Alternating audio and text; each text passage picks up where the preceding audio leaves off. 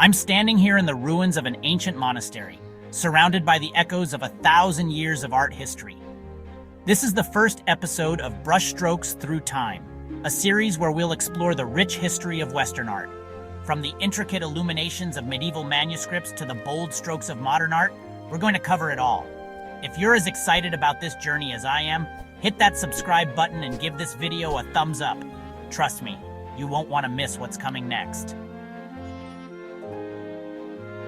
You might be wondering, when exactly did medieval art begin? Well, it's not as simple as flipping a switch.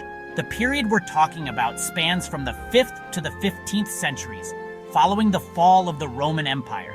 Europe was a patchwork of feudal kingdoms, and the Catholic Church, it was the big player, influencing pretty much everything, including art. Medieval art didn't just appear out of nowhere.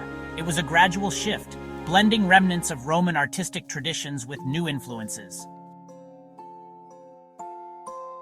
Let's talk about one of the most striking developments of the medieval period, Gothic architecture. You've probably seen pictures of those massive cathedrals with their pointy arches and fancy windows. But have you ever wondered why they look like that? It's all about light and height.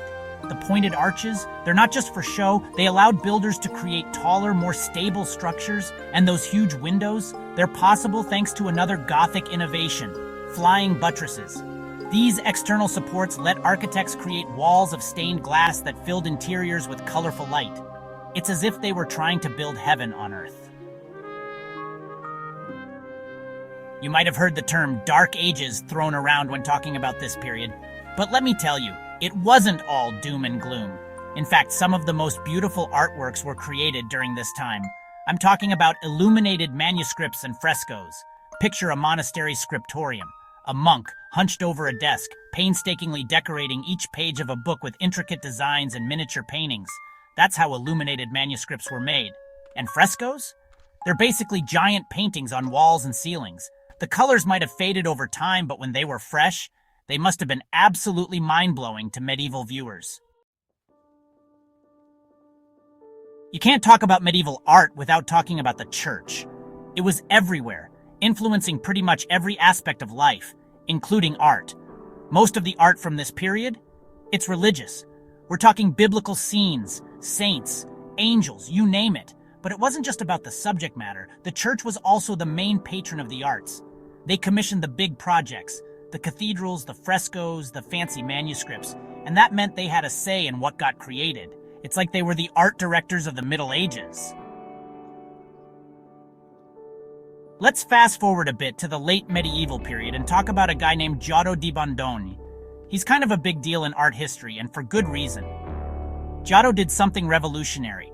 He made religious figures look, well, human.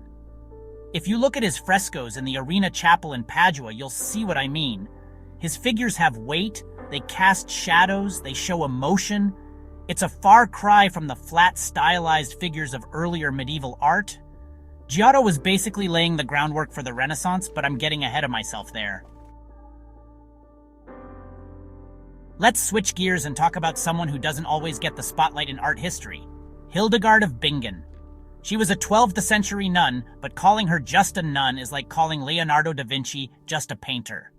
Hildegard was a polymath, a writer, composer, philosopher, and yes, an artist. Her illuminated manuscripts are something else. They're full of vibrant colors and intricate designs, depicting her mystical visions. And when I say mystical, I mean it. We're talking cosmic eggs, strange creatures, and complex symbolic imagery. It's like looking into someone else's dreams. Medieval European art didn't develop in isolation. One of the biggest influences came from the Byzantine Empire. You know those gold background paintings with big-eyed saints staring right at you? That's Byzantine influence right there. But it wasn't just about the style. The Byzantines also influenced the use of iconography. That's the symbolic imagery used in religious art. Each saint had their own symbol. Each color had a meaning. It's like a visual language that medieval people could read as easily as we read emojis today. Let's get our hands dirty and talk about how medieval artists actually created their works. They didn't just pop down to the local art supply store. Everything had to be made from scratch. Pigments came from crushed minerals, plants, even insects. And don't get me started on gold leaf.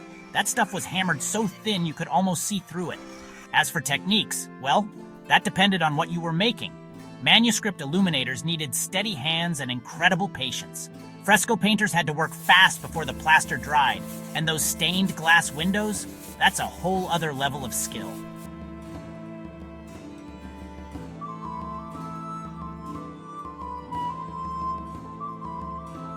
So, what's the big deal about medieval art?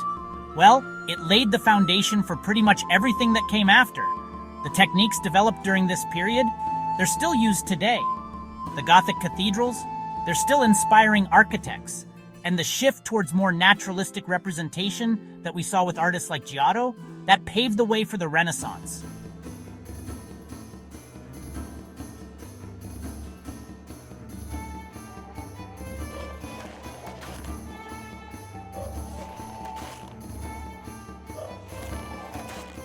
And that brings us to the end of our journey through medieval art.